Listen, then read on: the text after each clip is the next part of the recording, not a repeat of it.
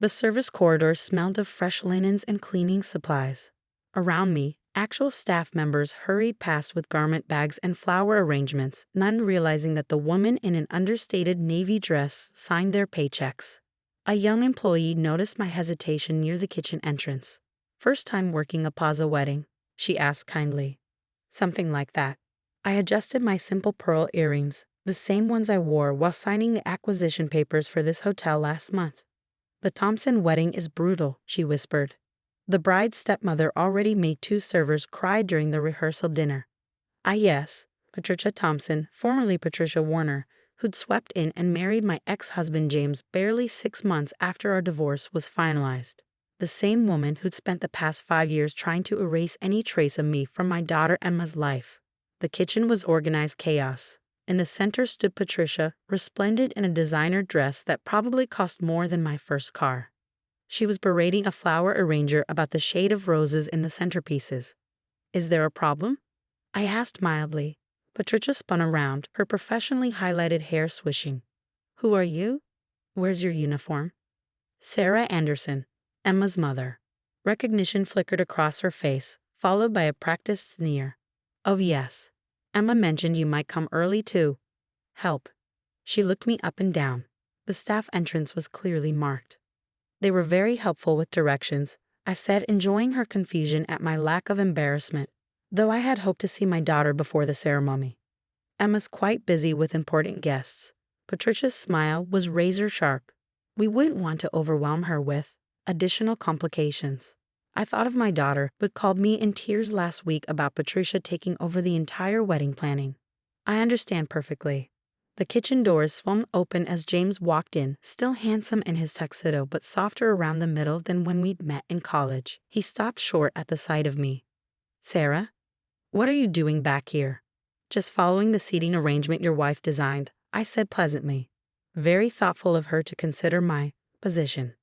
James at least had the decency to look uncomfortable. "Patricia, we discussed this. Sarah should be seated with family." "Darling," Patricia's voice dripped honey, "we agreed to maintain certain standards for Emma's special day.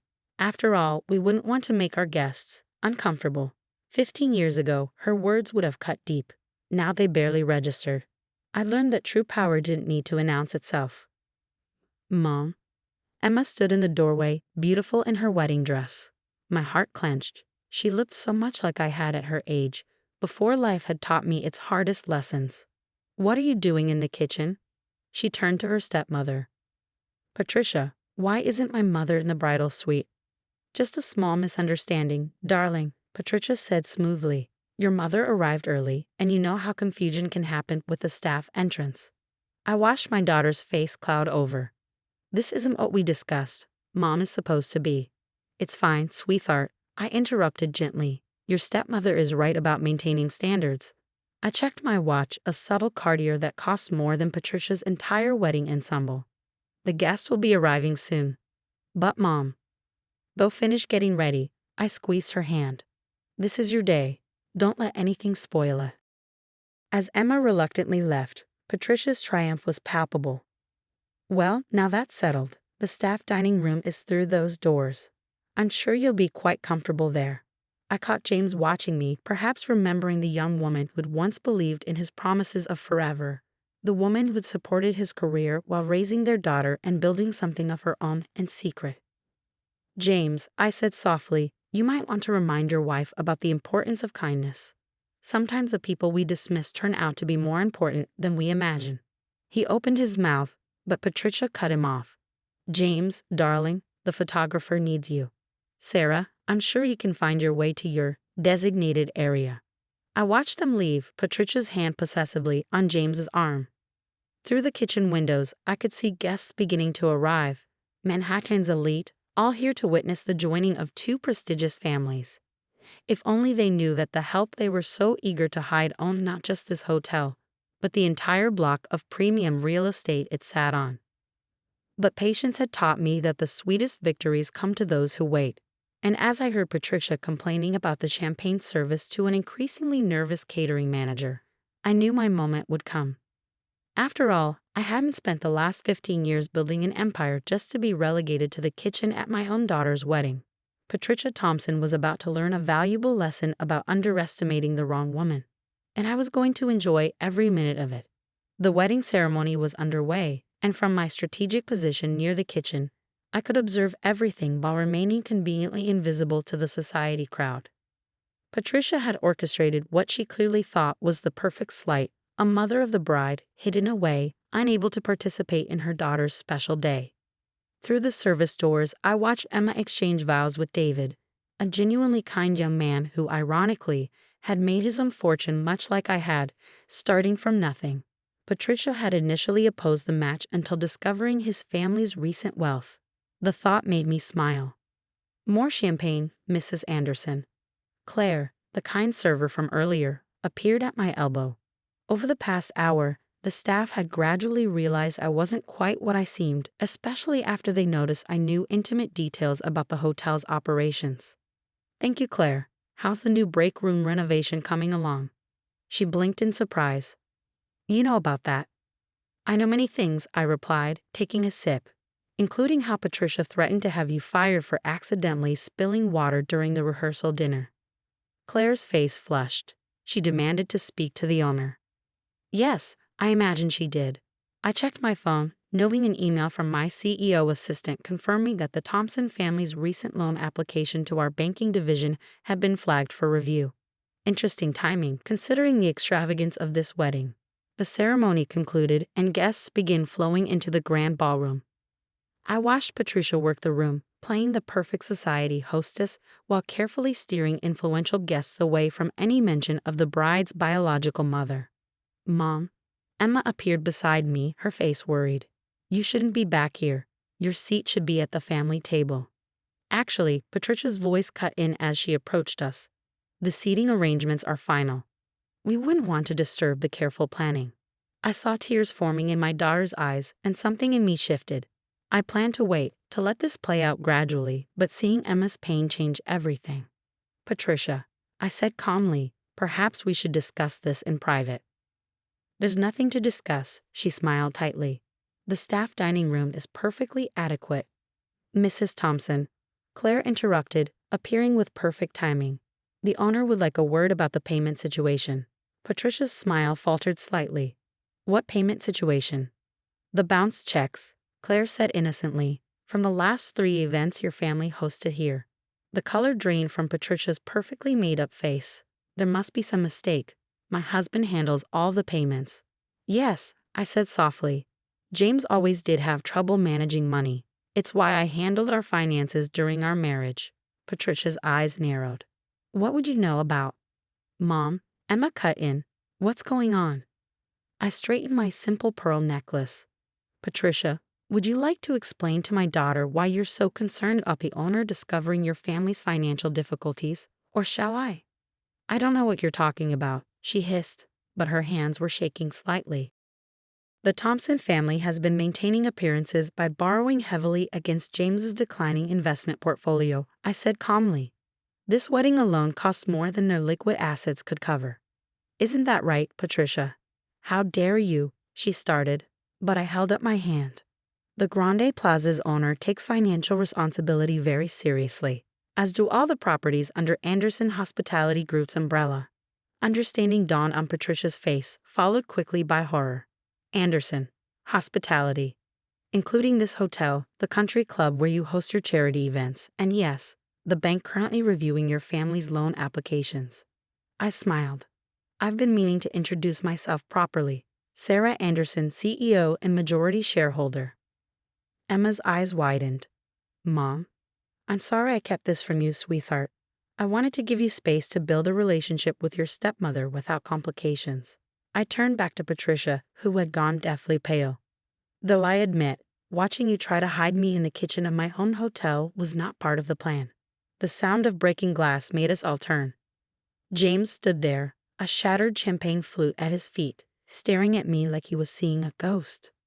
Sarah, he whispered, you're the owner. Among other things, I said quietly, though perhaps we should discuss the $300,000 in bounced checks before we talk about ownership.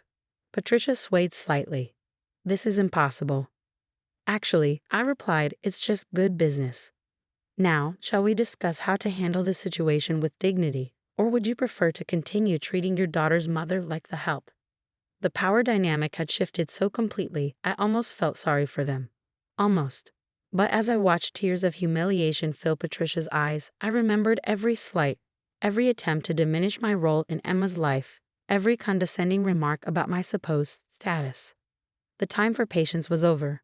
Now it was time for lessons to be learned, and I had 15 years of them to teach. The transformation of Patricia Thompson over the next hour was more satisfying than any corporate takeover I ever orchestrated. Gone was the society queen who tried to banish me to the kitchen. In her place stood a woman whose perfectly applied makeup couldn't hide her mounting panic. "You own everything," she whispered, clutching her champagne glass like a lifeline. "Not everything," I said mildly. "Just the Plaza Hotel Group, the Windsor Country Club where you host your charity events, and I pause for effect. That lovely summer house you're so proud of in the Hamptons. The rental agreement comes up for review next month, I believe." James sat heavily in a nearby chair, his face ashen.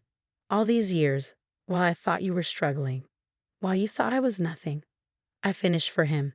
"Yes, it's amazing what a woman can accomplish when men underestimate her." Emma stepped forward, tears threatening to spill. "Mom, why didn't you ever tell me?" "Because I wanted you to grow up understanding the value of work, not privilege." I touched her cheek gently.